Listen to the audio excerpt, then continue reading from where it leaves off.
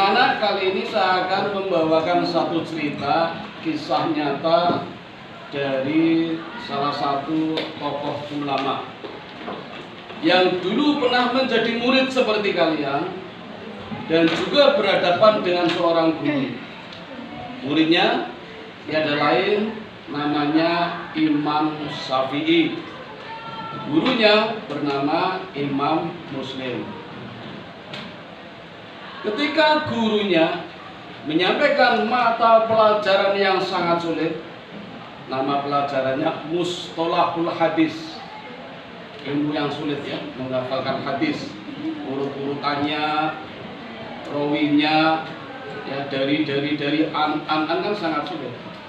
Ketika itu Imam Muslim salah, keliru menyebutkan urutannya. An abi ada yang salah.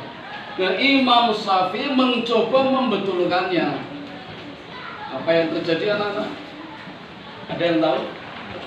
Ternyata Imam Syafi'i langsung dikeluarkan dari kelasnya oleh gurunya, oleh Imam Muslim, gara-gara ketika gurunya salah menyebutkan urutan hadisnya, itu mungkin merasa tersinggung, malu di hadapan murid-muridnya, lalu Imam Syafi'i dikeluarkan dari kelasnya.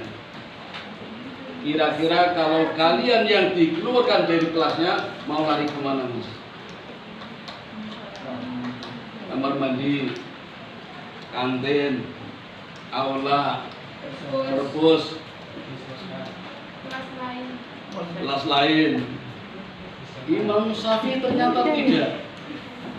Mana larinya? Itu tadi tambah insan. Imam Syafi'i keluar dari kelasnya. Kelasnya kebetulan masjid, sehingga begitu keluar dari ruangan masjid, dia masih berada di masjid tapi di teras di belakang. Dan jangan kaget anak-anak kalau kalian tahu hukuman yang diberikan oleh gurunya kepada Imam Syafi'i tidak hanya hari itu, tapi selama 1 semester, 6 bulan coba. Hanya membetulkan gurunya salah, dihukum selama 6 bulan, tidak ikut pelajaran di kelas, tapi ikut di luar kelas di belakang. Coba kalau kalian yang dikeluarkan dari kelas selama 6 bulan, lapor orang tuanya enggak? Lapor. Sekarang banyak yang lapor, gurunya dikriminalkan, galak gara-gara mengeluarkan muridnya. Imam Syafi'i tidak. Saya lanjut ya. Saya lanjut.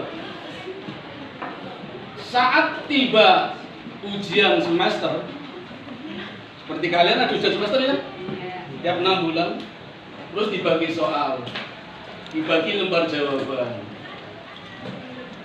Terus setelah saya mengerjakan, dikumpulkan satu-satu semua.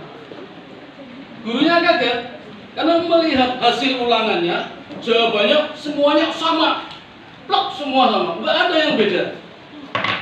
Cuma di lembar identitas kosong semua, nggak ada namanya, tapi jawabannya sama semua.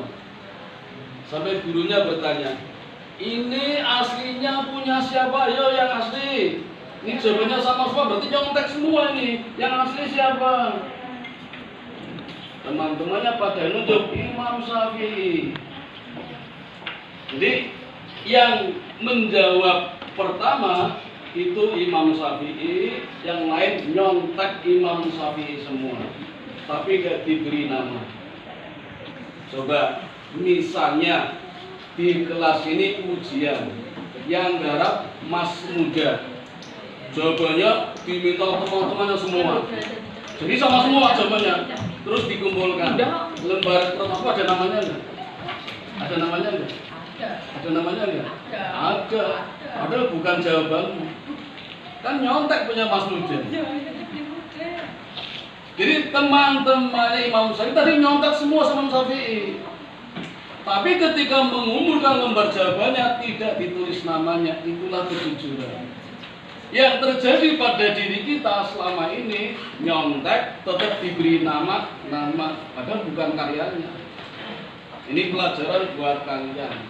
Imam Syafi'i menunjukkan kebenarannya malah dihukum, tetapi tetap bertahan pada kejujurannya, mengajarkan murid-muridnya tetap jujur, walaupun jawabannya pinjam sama Imam Syafi'i, tidak diberi nama dia, nama siswanya nggak dituliskan, karena memang tidak menjawab, kan cuma pinjam jawaban aja. Nah, ini menunjukkan kisah keteladanan seorang guru kepada murid dan ketaatan seorang murid kepada gurunya. Karena yang dicari apa? Berkahnya, tidak cuma ilmunya. Begitu ya.